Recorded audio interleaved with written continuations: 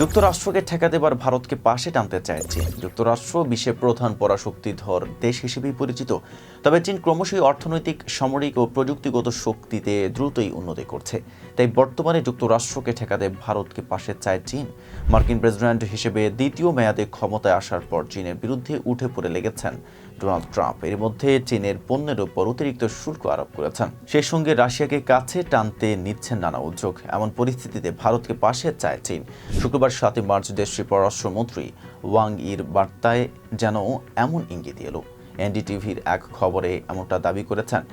এদিকে national people's পার্টির বৈঠকে ওয়াং বলেছেন, দিল্লি ও বেজিংকে একত্রে কাজ করতে হবে এবং আধিপত্যবাদ ও পেশি শক্তির রাজনীতির বিরুদ্ধে উভয় দেশকে একত্রে নেতৃত্ব দিতে হবে। ফলে হাতি ও ড্রাগনের নাচকে বাস্তবে পরিণত করাই একমাত্র সঠিক পথ।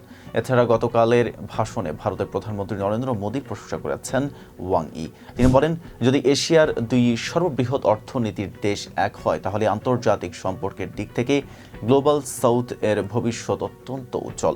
এছাড়া দুই দেশ অতীতের জটিলতার সমাধান করতে কাজ করছে বলে জানান ওয়াং।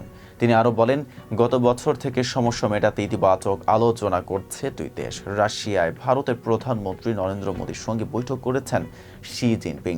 দুই দেশ নিজেদের তরফ থেকে যৌথ পদক্ষেপ নিয়েছে।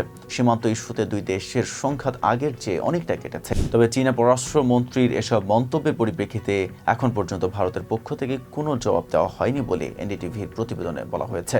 এতক্ষণ সাথে ছিলাম মেহেদী হাসান। ফেস দ্য পিপলের সাথে থাকার জন্য ধন্যবাদ।